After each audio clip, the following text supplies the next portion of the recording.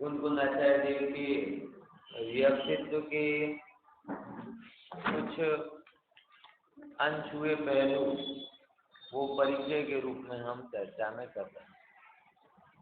सामान्य जानकारी तो हमें कुन-कुन आचार्य देव के विषय में रहती है,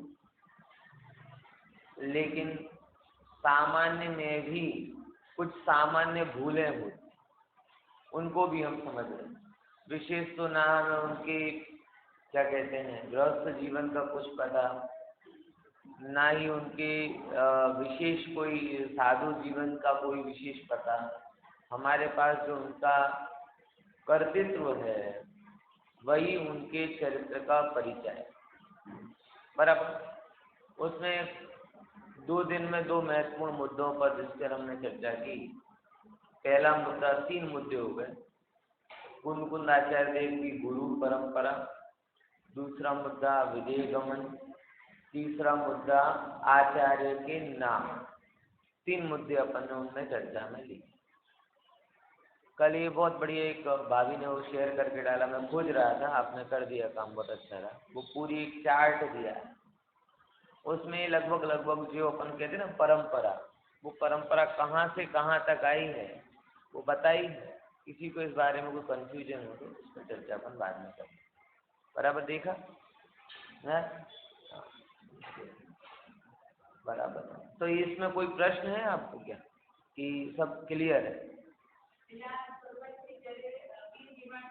हाँ नहीं, देखो संवतનું તમે સમજો, એ સંવત તો હંમેશા ચાલે। વિનિર્વાણ સંવત, વિક્રમ સંવત, ઈસવી સંવત, એ બધા સંવત તો કાલની ગણનાના માધ્યમ છે। બરાબર। જે વસ્તુને તમે વીર સંવતથી ગણી શકો એને વિક્રમથી પણ ગણી શકો, એને ઈસવીથી પણ ગણી શકો છો। હા, એટલે એમ એ શરૂ થાય। કાન સંવત પણ ચાલે છે, ખબર? તમે આ અંદર જોશો તો ત્યાં કાન સંવત લખેલો છે। એટલે ક્યાંથી શરૂ થયો? પછી જ્યારે ગુરુદેવનો કાલધર્મ પામ્યા અને એમનો સંસ્કાર થયો એ દિવસથી આપણે કાન સંવત લખીએ છીએ। એટલે કાન સંવતમાં લખીએ છીએ તો એવું મતલબ નથી કે એને તમે ઈસ્વીમાં ગણી શકતા નથી। ઈસ્વીમાં ટૂંકમાં સંવત એક સારું પ્રશ્ન। વીર નિર્વાણ સંવત જગતનો સૌથી જૂનો સંવત છે। पंचम काल थी हाँ, पंचम काल की शुरुआत थी, जब समझी लो। सौथी जूनो संवत एनाथी जूनो कोई संवत नहीं। ईस्वी जेम 2021 वर्ष जूनो है, ईसाना जन्मथी गणाय छे એટલા માટે ईस्वी કહેવાય। विक्रम राजा थया कोई 57 ईसाना पूर्व, बराबर, 57 वर्ष पूर्व, 57 years, तो तेनाथी विक्रम संवत गणाय। એ વિક્રમ સંવત પછી અત્યારે વિક્રમી સંવત નામથી બધું ચાલે। હા, એ જે વિક્રમ એક શક સંવત છે, શક સંવત એ ઈસ્વીથી 78 years આફ્ટર, જે આપણો રાજકીય સંવત છે। ખબર પડી? નહીં ખબર? જો હા બોલો। હા હા હા હા मोबाइल आप तमने हूँ बात कोई ने बता चित्र बताओ जेनाथी हूँ स्पष्ट करी दूँ। कालનું જે હા ગ્રુપમાં છે ને એ ફોટો બતાવો, પછી હું એનાથી સ્પષ્ટ કરી દઉં। આ પાલડીમાં શું તમે પહેલા સમજવાની કોશિશ કરો, ફરી તમે સંવતમાં ના હોય, બરાબર? એ તો સંવત તો એક પોઈન્ટ બન્યો જ્યાંથી આપણે ગણવાનું શરૂ કર્યું। તો પહેલા બીજો કોઈ પોઈન્ટ નહોતો, એટલા માટે આપણે વીર નિર્વાણ સંવતથી આપણે ગણવા, એ જ વસ્તુને તમે વીર નિર્વાણ સંવતથી ગણી પણ શકો એમ। बराबर ने? जो आ जे परंपरा जेम के तमने मूकी छे, आ सौथी पहला जेम के भगवान महावीरना निर्वाणथी आपणे गणवा, आमां बधी गणतरी छे ने वीर निर्वाणथी छे। एटले एनाथी तमने भगवान महावीरना निर्वाणथी केटला वर्ष 683 वर्ष सुधीनी इन्फॉर्मेशन आ मळी जशे। आ जे माहिती छे जैनेन्द्र सिद्धांत कोर्समां आपेली छे अने शुं कहेवाय कि श्रुतावतार नामनो ग्रंथ है, तिल्लोय पर्णति नामनो ग्रंथ है। तिल्लोय पर्णति, श्रुतावतार अने एकाद कोई बीजो धवला आदि ए ग्रंथोना आधारथी आ ए आपवामां आवेली छे। बराबर? हाँ હા ખોલી દીધું, પછી હું હાથ મૂકીને રહી બંધ ના. હા હવે બેસી જાઓ તમે, ઉભા નહીં કરી. બરાબર. તો આવી રીતે એનો સિસ્ટમ આખો હોય છે. ખ્યાલમાં આવ્યો ને? તો આ જાણકારીનો આધાર ક્યાંથી આવ્યો આપણી પાસે? આ જાણકારી આપણી પાસે શ્રુતાવતાર, તેલોય પણ નથી, એ બધા ગ્રંથો માંથી આવી કે ભાઈ આ સમયમાં આટલા આટલા આચાર્યો છે. એમાં ભગવાન મહાવીરનો જેમ નિર્વાણ થયો, એમના નિર્વાણથી 12 વર્ષ પછી, એટલે એમને કેવલ જ્ઞાન થઈ ગયું. 12 વર્ષ સુધી ગૌતમ સ્વામી શું રહ્યા? કેવલ જ્ઞાન અવસ્થામાં રહ્યા. એમના નિર્વાણ પછી બીજા 12 વર્ષ સુધી સુધર્મ સ્વામી રહ્યા કેવલ જ્ઞાન અવસ્થા.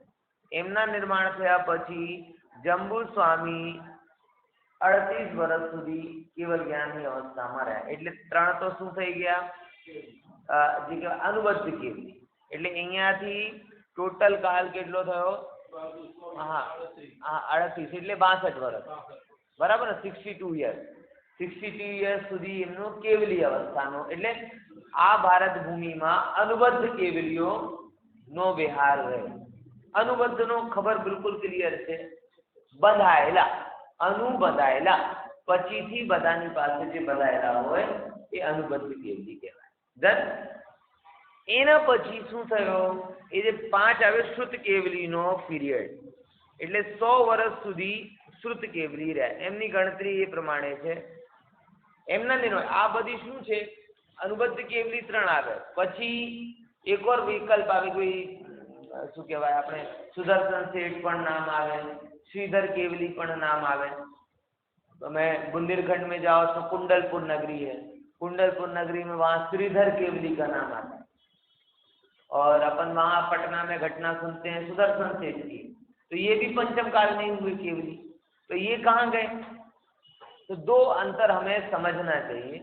एक अनुबद्ध केवली और एक प्रकीर्ण केवली. अपने एक नया शब्द में दे रहा हूँ, आगमिक शब्द नहीं है, ये नया शब्द. प्रकीर्ण मतलब अनुबद्ध तो एक क्रम में, हम गिनती एक क्रम में आने वाले राजाओं की तरह. जैसे कभी हम भारत के राजाओं का इतिहास देखते हैं तो अकबर के बाद जहांगीर, जहांगीर के बाद शाहजहां, शाहजहां के बाद औरंगजेब, औरंगजेब के बाद वगैरह वगैरह. तो हम किसको देख रहे हैं?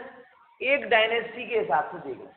पर एक उसी समय भारत में और जगह राजा नहीं थे ऐसा नहीं हो सकते. अगर दूसरे केवली हो रहे हैं किसी के प्रताप में तो अन्य भी हो सकते हैं ना. तो ऐसे केवलियों में 2 केवलियों का नाम आता है. कौन से? श्रीधर केवली और सुदर्शन. बराबर? श्रीधर केवली और सुदर्शन. श्रीधर केवली कुंडलपुर से मोक्ष गए और सुदर्शन का पटना में आए. बराबर ख्याल में है कि नहीं आया? तो ये कौन से केवली हुए? अनुबद्ध नहीं, मगर इन बिटवीन टाइम वो भी कहीं कहीं से आत्मा की साधना के माध्यम से केवली की प्राप्ति करते हैं. ठीक है, ये अंतर ख्याल में आया? अनुबद्ध केवली का और अन्य केवली का. कोई इसके पीछे प्रमाण नहीं है, लेकिन नाम मिलता है तो अपन ने संधि बैठाने का प्रयास किया है. बाकी और कोई ऐसा नहीं. नाम मिलता है, श्रीधर केवली कुंडलपुर से गए, सुदर्शन सेठ की तो अभी पूरी कथा न की है अपने पास, तो वो भी गए पटना से मुक्त, तो उनकी गया. तो ये तो हुए 3 अनुबद्ध केवलियों का काल. केवल ज्ञान का शासन जब तक चला. फिर श्रुत केवलियों का शासन, तो उसके बारे में ये आया है. पहले नंबर आए विष्णु, फिर नंदी मित्र, अपराजित और गोवर्धन और भद्रभाव. 5. गोवर्धन का दूसरा नाम एक और आता है, चलो बाद में बताता हूँ. 5 नाम आते हैं उनके: विष्णु, नंदी मित्र, अपराजित, गोवर्धन और भद्रभाव. ये 5 उसके लिए. और कौन से? विष्णु, नंदी मित्र, अपराजित, गोवर्धन और भद्रभाव. ठीक है ना? इनका सबका अपना अपना काल. ये सब सेम टू सेम.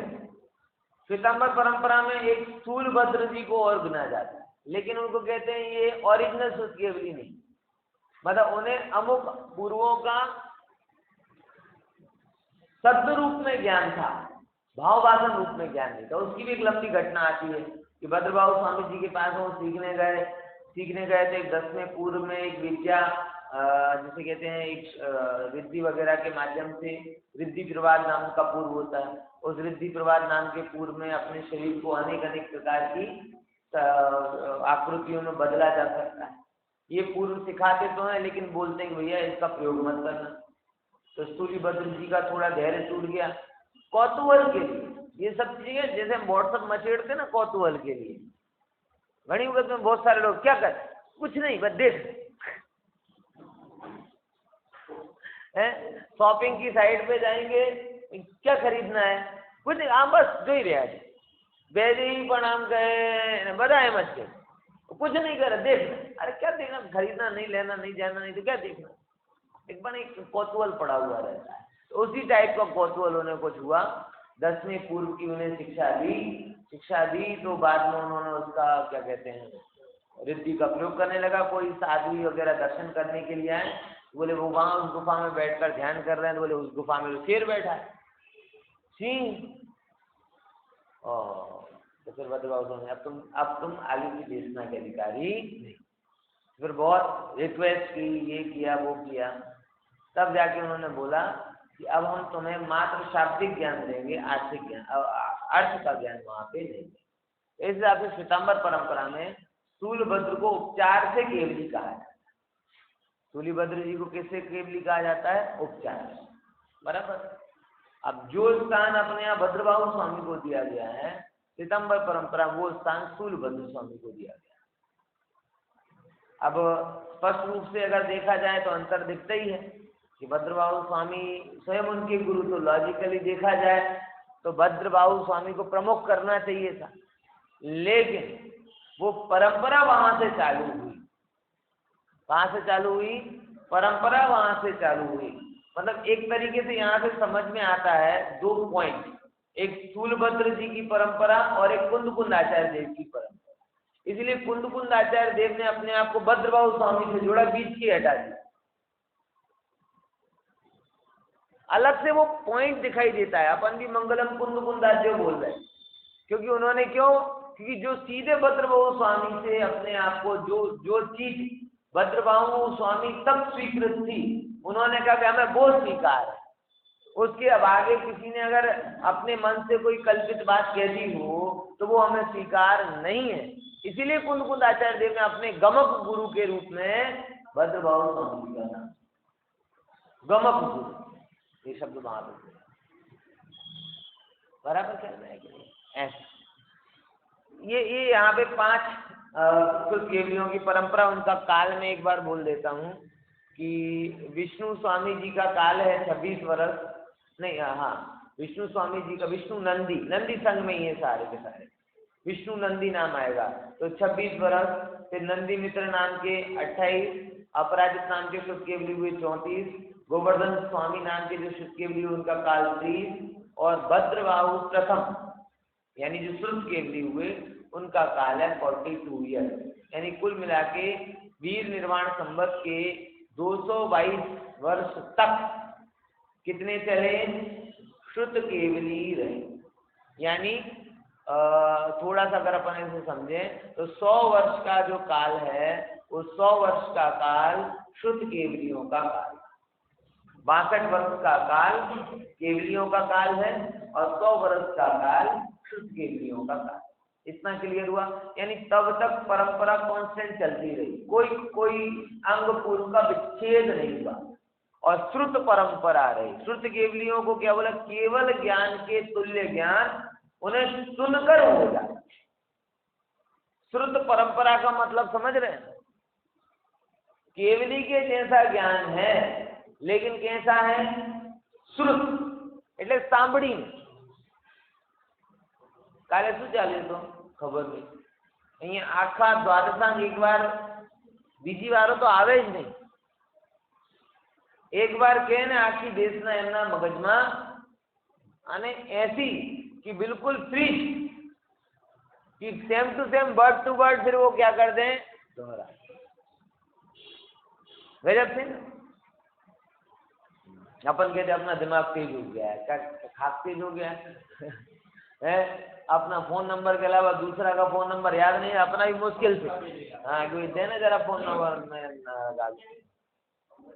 नंबर જ યાદ નથી કે જો સાહેબ મગજ તેજ થઈ ગયું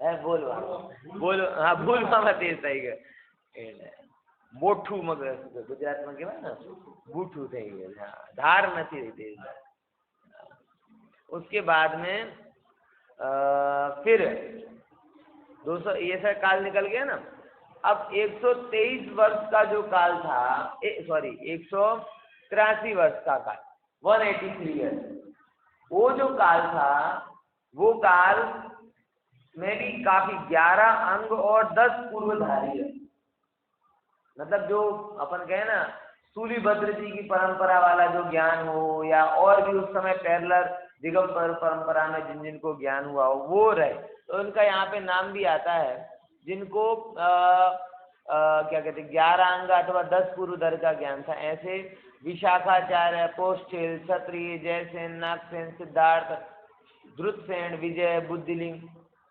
मुझे 90% तो खातरी है कि लोगों ने ओपन ही नहीं किया होगा और 99% खातरी है कि ओपन किया होगा तो जूम करके तो नहीं पढ़ा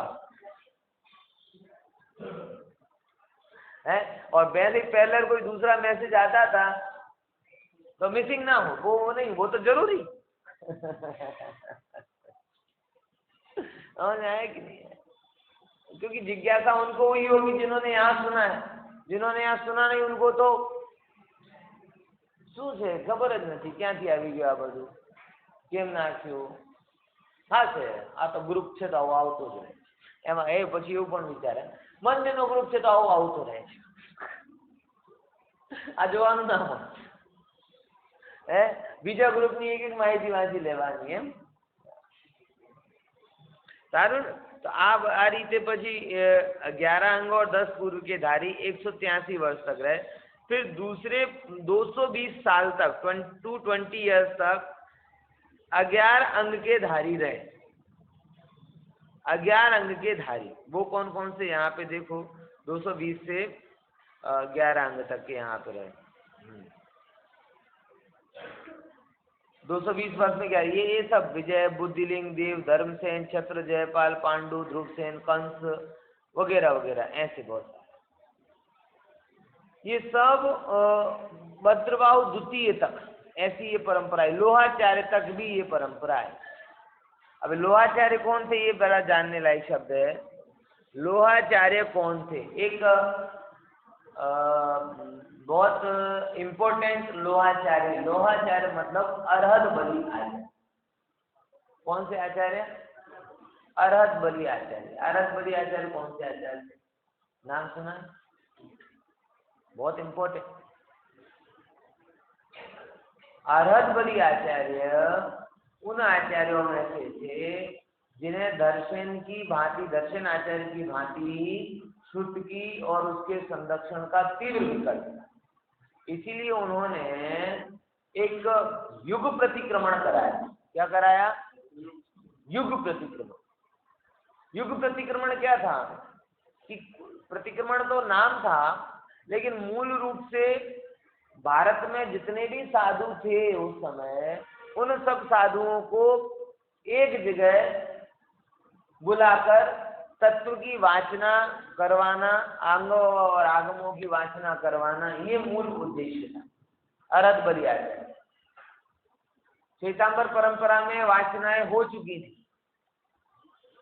5 बार हुई है वहां पर दिगंबर परंपरा में नहीं हो रही तो अरहत बलि आचार्य को ये विकल्प आया कि भाई ये जो शास्त्र है ये धीमे धीमे लुप्त होता जाएगा तो परंपरा कैसे चलेगी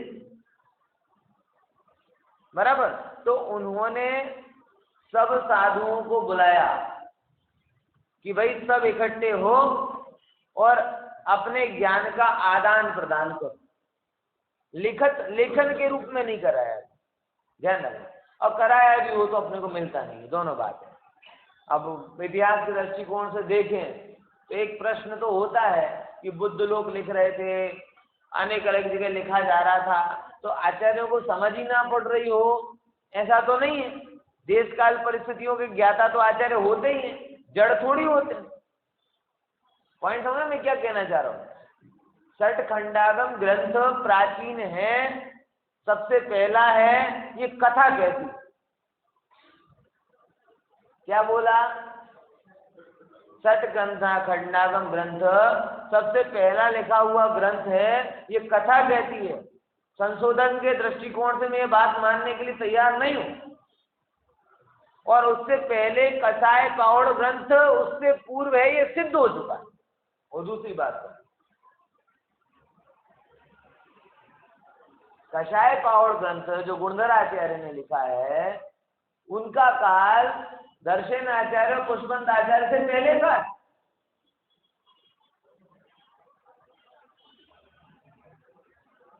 तो स्वाभाविक रूप से षटखंडागम ग्रंथ से पहले हुए थे, तो पहले लिखा होगा ना।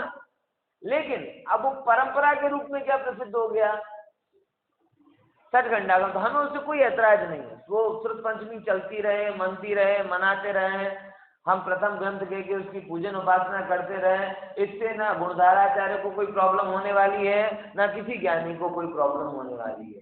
लेकिन एक तटस्थ और तार्किक दृष्टिकोण से अगर अपन समझने जाएं, तो हमें ये बात बहुत अच्छे से समझ लेनी चाहिए कि षटखंडागम के पहले भी ग्रंथ लिखे जाते ही होंगे, शब्द में बोल रहा हूं,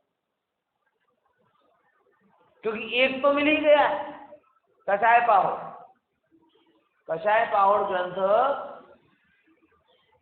जो मूल गाथाएं उसकी हैं कसाय पावड़ ग्रंथ की। कसाय पावड़ ग्रंथ आपको ऐसे देखने को नहीं मिलेगा, लेकिन नीचे जो रखा है ना जयधवल आदित्य का, उसमें फिर एक उसकी चूर्णी यति वृषभाचार्य की चूर्णी, मूल गाथाएं हैं कुछ गाथाएं 100-180 गाथाएं, फिर उसमें ऊपर चूर्णी और चूर्णी के ऊपर टीका है। तो जो आपको 16 किताबों में मिलता है ना, वो तो उसका विस्तार है। लेकिन जो मूल है ना वो क्या कहते हैं, इसके पहले लिखा जा चुका है। किसके पहले? षटखंड, क्योंकि उन आचार्य का टाइम इनसे पहले। बात समझ में ही नहीं है। तो अगर एक लिखा गया है तो दूसरे भी लिखे गए ही होंगे। सब जगह लिख रहे थे, सब लोग लिख रहे थे, बुद्ध परंपरा में लिखे जा रहे थे, वेदों को भी लिखने की बातें चालू हो गई थी। तो आचार्य कोई देश काल परिस्थितियों के ज्ञाता नहीं हो, ऐसा तो नहीं है। हाँ, अब ये श्रावकों के ऊपर प्रश्न चिन्ह उठता है उस समय के, कि साधुओं ने तो अपना काम कर दिया, श्रावक क्या कर रहे थे? ज्ञान को लिपिबद्ध अगर उन्होंने किया है तो उसके संरक्षण की जिम्मेदारी पिछली कमंडल वाले कहाँ संरक्षण करेंगे? विचार करो, कमंडल में ले लेके तो जाएंगे नहीं। और निर्गंथ परंपरा मतलब एक निर्गंथ का ये मतलब भी होता है कि ग्रंथ भी अपने पास नहीं रखते। माइंड सुपर कंप्यूटर रहता है, हर चीज को पढ़ के कंठस्थ कर लेना, साथ में कुछ नहीं रखते। तो उस समय के श्रावकों पे जरूर प्रश्न चिन्ह होता है कि आचार्यों ने अगर लिखे थे तो उन्होंने संरक्षित क्यों नहीं किए? बराबर। तो ऐसा एक अरहतबली आचार्य ने, जिनको यहाँ पे लोहाचार्य के नाम से बोला गया है, उन्होंने एक वाचना कराई थी जिसमें श्रुत की वाचना हुई थी। मतलब जिसको जितने अंग पूर्व का ज्ञान था वो उन्होंने उस अंग पूर्व के ज्ञान को बोला होगा, लिखा होगा, क्या किया होगा पता नहीं, लेकिन कुछ हुआ। अब वहीं से जैन परंपरा में संघ भेद पड़ा, दिगंबर जैन परंपरा। वो घटना आती है कि जब अरहतबली आचार्य ने बोला कि भाई सब लोग आ गए, तो कोई साधु बोले वहां से कि हाँ, सारे साधु अपने अपने संघ के साथ आ गए। क्या बोला? सारे साधु अपने अपने संघ के साथ में आ गए। तो तब से उन्होंने वो सबके नाम पड़ गए। कोई नंदी संघी हो गया, कोई जहाँ जिस पेड़ के नीचे उसके आधार पर वो संघ, सैन संघ, नंद संघ की जितने ये परंपरा चली ना, कि उन्हें निमित्त ज्ञान से जान लिया उन्होंने कि भाई जैसे ये क्या कहते हैं, सब साधु पना मुख्य नहीं हो गया। क्या मुख्य हो गया? संघ पना मुख्य, गच्छ पना मुख्य हो गया। तो फिर उन्होंने गच्छ का वहां पे नामकरण किया। आज भी यही हो रहा है। आप समझो, मैं और की तो जिम्मेदारी नहीं लेता, लेकिन एक मुमुक्षु समाज, अब मुमुक्षु समाज में भी जुदे जुदे गच्छ बने जा रहे हैं, भाषा के, क्षेत्र के, आयतनों के, जातियों के। कहाँ कहाँ ये आ रही है बात, मुझे तो समझ में नहीं है। क्यों आ रही है बात, मुझे समझ में नहीं आता। क्यों उस पर वलन कम होता है, इस पर वलन, उस पर बहुत ज्यादा हो जाता है, उस बात पर जो कोई काम की नहीं है, और ये बात कौन हो जाती है। मतलब मुमुक्षुपना कौन नहीं है। हम उत्तर गुजरात वाले मुमुक्षु, हम सौराष्ट्र वाले मुमुक्षु, हम हिंदी भाषी मुमुक्षु, कहाँ ये आ गए। गुरुदेव ने तो शरीर मानने को ना पाड़ी है। अरे गुरुदेव ने क्या, सारे आचार्यों ने ना पाड़ी है। और उसमें जब इन बातों की महत्ता कर दोगे, पहचान अपनी मुमुक्षुपने से नहीं जोड़ोगे, पहचान अपनी इससे जोड़ोगे कि भाई हम इस काठे की उस काठे की, इस भाषा की उस भाषा, तो कहाँ वैल्यू रहेगी। इसलिए अगर मेरा मन पूछा जाए ना, तो मैं ये जो जाति आधारित कोई भी व्यवस्था खड़ी होती ना, उसका 100% विरोध हूँ, थोड़ा बहुत भी समर्थक नहीं। इसीलिए कोई भी जब कोई सोशल रूप में मुझे बुलाने की कोशिश करता है, लगभग मेरा उसमें निषेध ही रहता, मन नहीं होता मेरा। परिस्थिति वसा तो बात अलग है, लेकिन ये जब आपका बेस सोशल बनता है तो फिर वो मजा नहीं। हाँ, धर्म का बनाओ, मुमुक्षुओं को बुलाओ, तो वो बात, उसमें उत्साह होता है कि नहीं, हम एक झंडे के नीचे इकट्ठे हो रहे हैं जो वितरागता का झंडा है, वो कोई दूसरी पहचान मेरी नहीं। लेकिन जब दूसरे झंडे के तहत आप इकट्ठा करने की कोशिश करते हो तो मन दुखी होता है। अरे ये दूसरा झंडा है इसे। श्यामा प्रसाद मुखर्जी ने नारा दिया था ना, एक देश एक निशान। कश्मीर के साथ प्रॉब्लम क्या थी अपनी, कश्मीर के साथ प्रॉब्लम क्या थी, 370 नहीं हटी थी तब। बोले वहां पे 2 झंडे चलते थे, बोले एक भारत का झंडा और एक कश्मीर का झंडा। बोले एक देश और एक निशान होना चाहिए ना, एक देश में 2 निशान कैसे हो गए। समझ में आया? वही बात यहाँ पे मैं कहना चाह रहा हूँ कि एक वितराग, और ये जो मुमुक्षु समाज बना है ना, ये मुमुक्षु समाज शरीर से नहीं बना, कुल परंपरा से नहीं बना। सब जातियों के जो पात्र जो लोग थे, हिंदी भाषी कहो, गुजराती कहो, उत्तर गुजरात कहो, सौराष्ट्र वाले कहो, तमिल वाले कहो, कर्नाटक, कहीं जहां जहां के लोग भी जो पात्र जीव थे, जो तत्व पिपासु थे, जिन्हें तत्व से मतलब था, वो लोग क्या होते गए, आके जुड़ते गए। और वो जुड़ने पर प्लॉट कल्चर जैसे अपन बोलते हैं, अमेरिकन सोसाइटी के बारे में एक बहुत अच्छी बात कही जाती है, प्लॉट कल्चर है वहां पे। प्लॉट कल्चर मतलब क्या, जहां जहां पे सब जगह लोग गए, उन्होंने अपनी संस्कृति को एक उसमें ढाल दिया और एक नया रूप बन गया। ऐसे ही अपने अलग अलग जगह के लोग आए थे, आ गए, इकट्ठे हो गए और सब आत्म कल्याण के एंगल से जुड़ गए, तो हमने समाज नाम दे। इसीलिए जो भूल वहां पे हो रही थी अरकबरी स्वामी के टाइम पर हुई, वो भूल अभी भी हो रही है। अभी भी हम एक चीज को स्वीकार नहीं पाते, अपनी अपनी बातें करते हैं, तो ये चीज बड़ी दुखद है। और कभी जाति आधारित व्यवस्था से शांति नहीं होती, ध्यान से समझना। मैंने, आपका तो छोड़ो, मैंने 50 जातियों का इतिहास पढ़ा, इतिहास मेरा विषय। कोई भी जो व्यवस्था जाति आधारित बनती है ना, वो कसाई की शांति का कारण नहीं बनती, कसाई को बढ़ाने का ही कारण बनती। अब मैं उस पर बहुत ज्यादा भी कमेंट्स नहीं करना चाहता, लेकिन ये पूरा एक स्वतंत्र विषय है। मेरी वाक्य समझ लो आप, जाति के आधार पर जुड़ोगे तो शांति को नहीं पाओगे, धर्म के आधार पर जुड़ोगे तो शांति धर्म का स्वरूप है, जाति तो जन्म का स्वरूप। और जन्म में कहाँ शांति है, रोते रोते तो तुम पैदा हुए, तो शांति कहाँ से मिलेगी।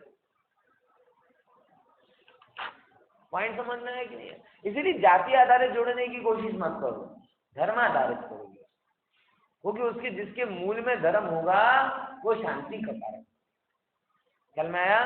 समझे कि नहीं समझे? देखो अब यहाँ पे अपनी बात हुई थी थोड़ी अंग पूर्वों के ज्ञाता में, तो 220 वर्ष ये हो गए ना, अरदवली आचार्य तक अपन आ गए थे, लोहाचार्य उनका नाम है ना। तो ये सब यहाँ तक कौन रहे थे? ये अंग पूर्व। अब उसके बाद में 118 वर्ष तक 10 से 8 अंगधारी, उनमें एक अंग भी हो सकता है, 2 अंग, तो यहाँ पे सब लिखे श्री दत्त, शिव दत्त, हरा दत्त वगैरह वगैरह। इसके दूसरा भी पार्ट था ना कोई सा, एक अंग, तो ऐसे एक अंग के धारी ये लोग सब वहां पे इकट्ठे हुए। उनमें से क्षीण आते आते आते आते दो चीजें हो गई। कौन सी? एक प्रथम स्कंद, पूरी चीज में धीरे धीरे दूसरा भी चित्र है ना, उसको भी ओपन करके देना था, बैठ गए।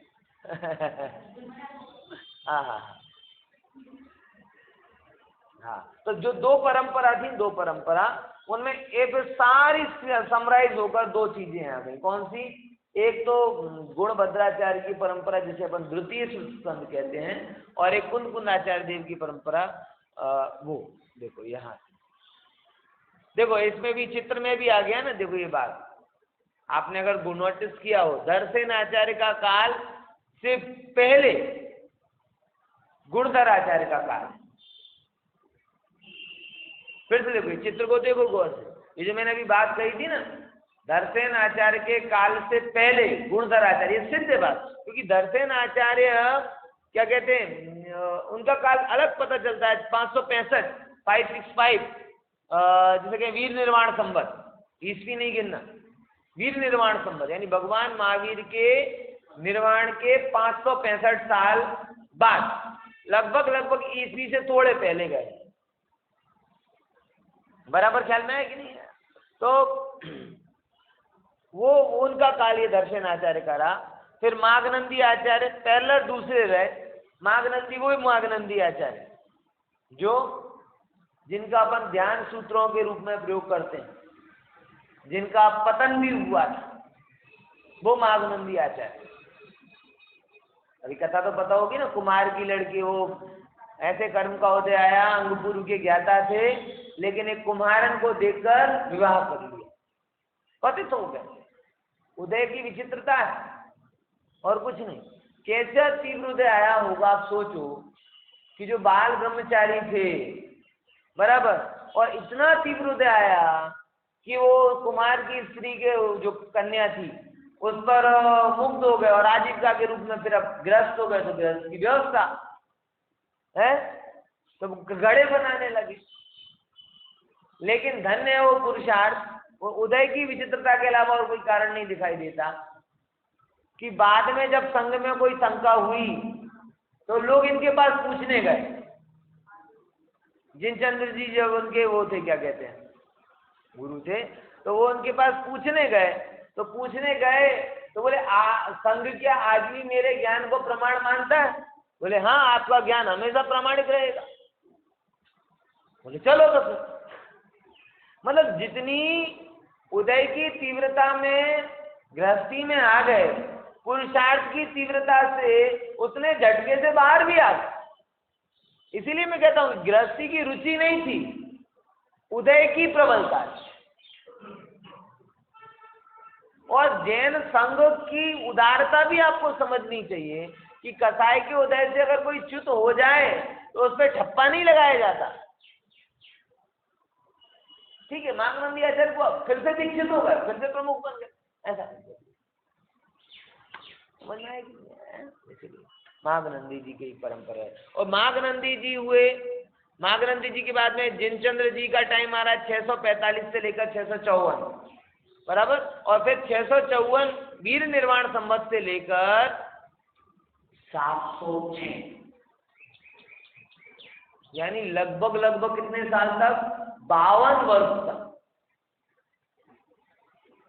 52 है ना? हाँ, 52 वर्ष।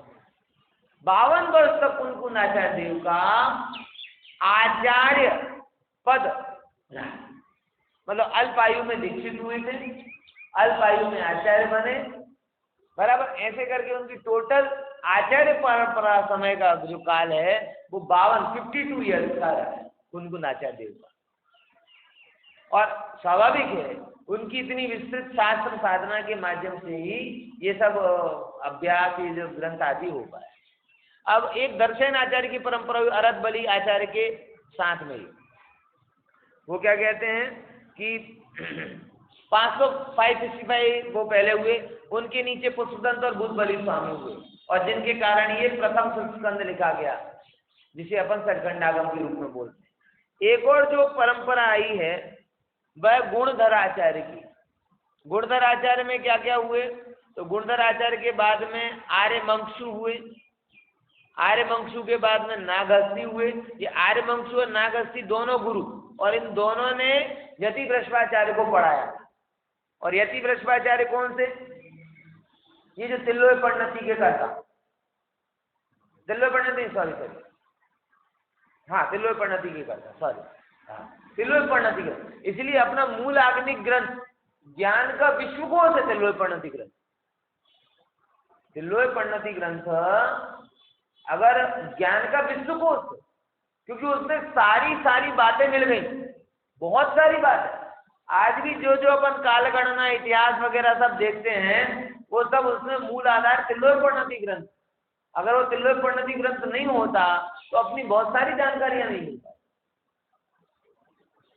तो ये तिल्लोय परिणति ग्रंथ है, बराबर ना। तो ऐसे करके ये परंपरा अपनी यहाँ पर आई है। तो एग्जैक्टली अपन जिन्हें दो कहते हैं वो तीन है, तीन अलग अलग स्ट्रीम में डेवलप हुई है। एक वो गुणधराचार्य वाली परंपरा है, एक दर्शनाचार्य वाली परंपरा है, और एक माघनंदी जिनचंद्राचार्य वाली परंपरा है। धीरे धीरे दोनों का विषय सेम है, इसीलिए अपन ने उसे आगम एक परंपरा नाम दे दिया, और कुंद आचार्य देव का विषय अलग है, इसलिए उसे द्वितीय स्कंद नाम से दिया। बराबर, ये हुआ। और तीसरा नहीं किया था कि नहीं, चलो कोई बात नहीं, अब इतनी अपन चर्चा रखते। अब कुंद आचार्य देव की साधना के बारे में अपन को थोड़ी सी, जो उनके ग्रंथ रचना, जहाँ से अपनी कल बात की, तो परंपरा की आज पूरी बात की, क्लियर हो गया ना चित्र, अभी क्लियर सॉल्व हुआ ना, कि ऐसे करते करते ये परंपरा आई। और ये सब अंग पूर्व के ज्ञाता में से ये सब साहित्य लिखा गया, एक एक अंग का। जैसे कि गुणधराचार्य को थोड़ा सा ज्ञान था तो उससे कसाय पावड़ लिखा, फिर उसका विस्तार इसकी चूर्णी ग्रंथ में हुआ, फिर और उसका विस्तार जय धवल आदि ग्रंथ में हुआ। ऐसे ही समय नाम की वस्तु अधिकार का ज्ञान था तो उसका विस्तार समयसार आदि ग्रंथों में हुआ। कर्म प्रकृति नाम के अधिकार का, महाकर्म प्रकृति नाम के उसका ज्ञान था तो उससे ये सचखंडागम वगैरह ग्रंथ बने। तो ऐसे करते करते परंपरा बढ़ी। आप सोचो, बस सिर्फ विचार करो कि इतने अंग पूर्व के ज्ञान का जब इतना विस्तार दिखता है तो टोटली द्वादशांग क्या भैया, विचार करके देखो, टोटली द्वादशांग कितना होगा। सरस्वती पूजन किए, सरस्वती पूजन में आता है एक एक पद का प्रमाण कितना, एक एक पद का प्रमाण करोड़ों करोड़ों अक्षरों और शब्दों के जितना। उसमें से कितना कम आचार्यों तक आ पाया, उसमें से कितना कम उन्होंने लिखा, उस लिखे में से कितना कम हम, कितना बचा, और कितने बचे में से हम कितना पढ़। और तब आश्चर्य होता है कि जब व्यक्ति को थोड़ा बहुत भी ज्ञान नहीं होता और मने બધું खबर है, हमें वांचवानो मन न थतो।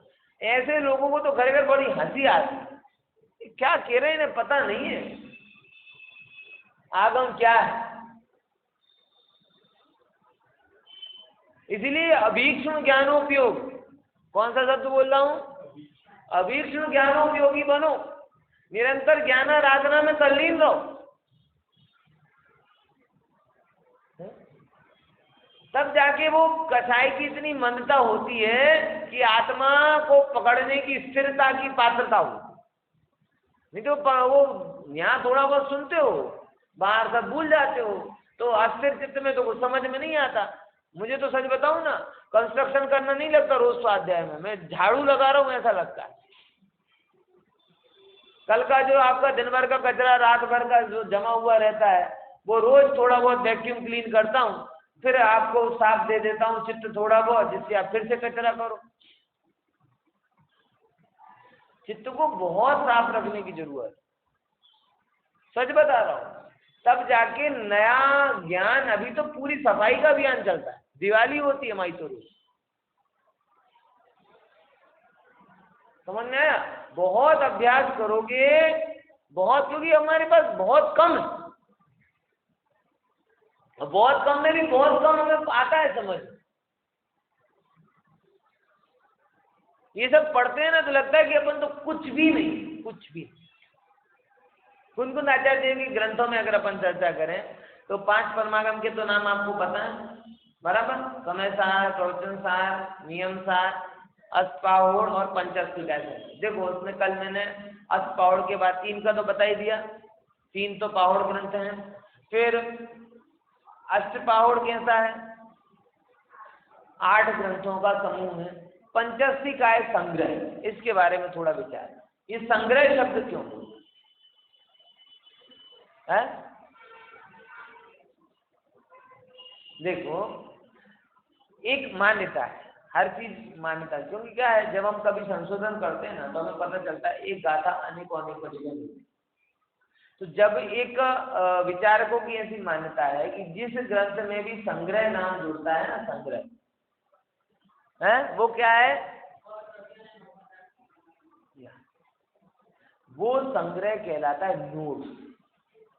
नोट एक सरल नाम उसको दे। आचार्यों ने जो अलग अलग जगह से पढ़ा, अलग अलग जगह की जो गाथाएं उन्हें आती हैं, वो अगर एक क्रम में आ रही हो तो उन्हें एक जगह एक अनुसंधान में लिख देते। द्रव्य संग्रह की गाथा, पंचअष्टकाय की गाथाएं आपको अनेकों अनेकों ग्रंथों में मिलेंगी, अनेकों अनेकों ग्रंथों में मिलेंगी। तो ये यहाँ से पता चलता है, एक मान्यता है कि ये कुन-कुन आचार्य देव की मौलिक रचना नहीं, ये कैसी है? संग्रह ग्रंथ।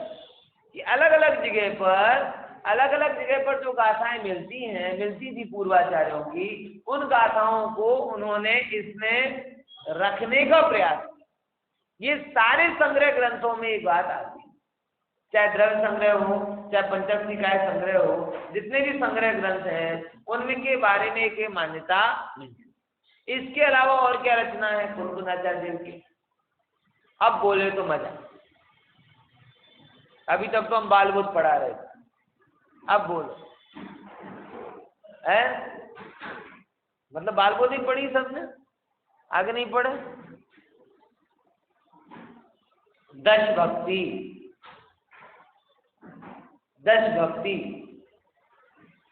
गतपाल सूत्र पढ़ते थे ना, तब उसके एक पद्यानुवाद की बुक थी, बुक के पीछे 10 भक्तियां लिखी थी। अरंत भक्ति, सिद्ध भक्ति, आचार्य भक्ति, ऐसे करके 10 भक्तियां थी। वो 10 भक्ति भी किसकी रचना कही जाती है? कुन-कुन आचार्य देव की रचना कही जाती है। और सुनो, कुन-कुन आचार्य देव आगम के ज्ञाता नहीं थे, ऐसा नहीं था।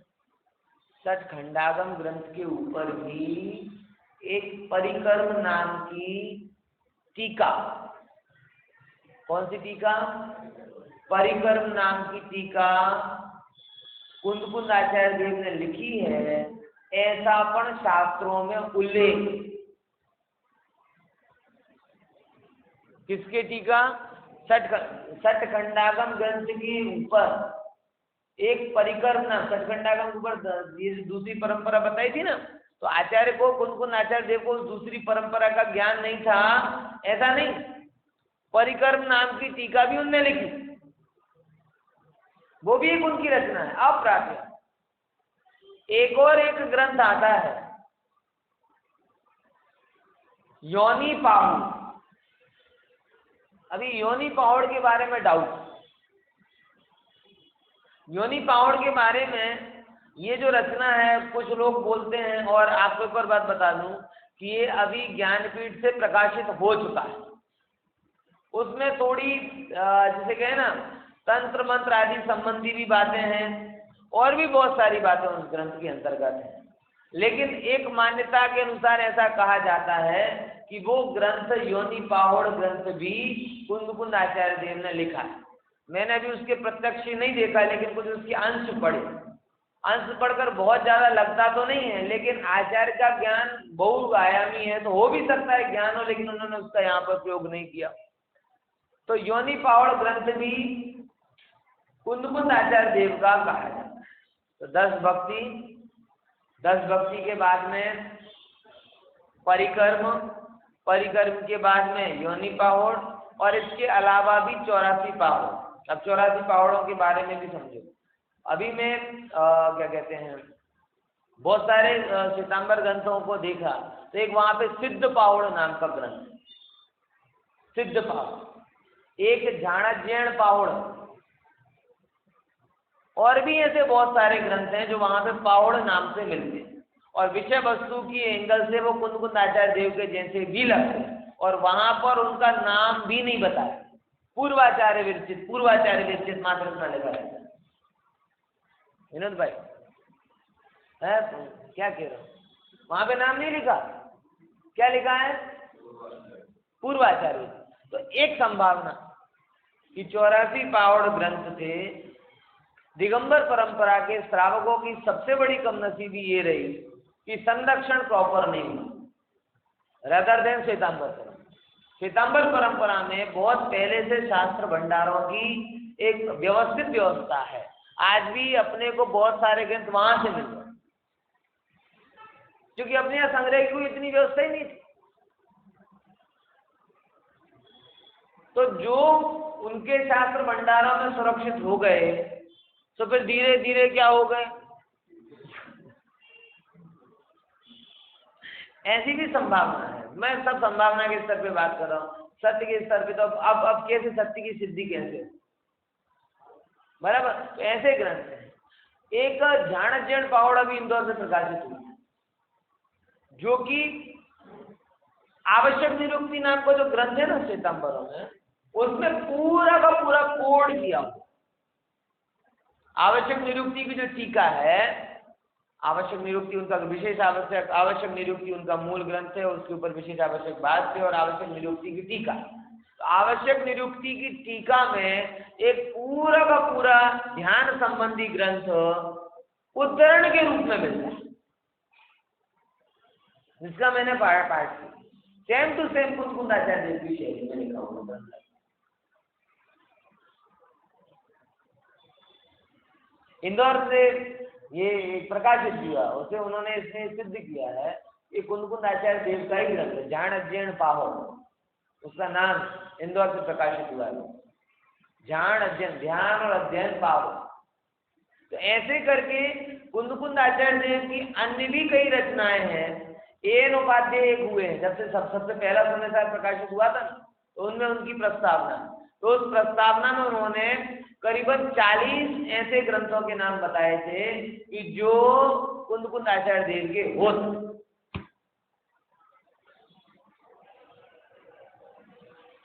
आप समझ में आ रहे? अब आप पता कौन सी बात कहोगे आप लोग? अब जो है वो ही पढ़ ले तो बहुत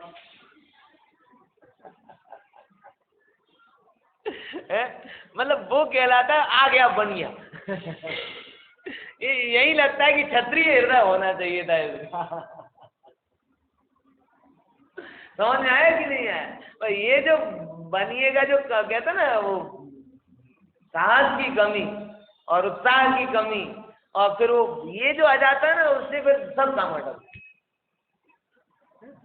ऐसे नहीं, पढ़ेंगे ही पढ़ेंगे, और वो भी पढ़ेंगे, जो भी होगा यथासंभव अपना कार्य होगा। ऐसे करके परंपरा चली है भैया। वो नहीं तो सरस्वती आंदोलन ही नहीं होता, और सरस्वती आंदोलन नहीं होता तो एक भी ग्रंथ नहीं लिखा जाता, और एक भी ग्रंथ नहीं लिखते तो आप समझ लो क्या होता कि भरत क्षेत्र में 21,000 साल के लिए नहीं, अगली 24वीं तक के लिए समझ तत्व ज्ञान का सूर्यास्त हो जाता।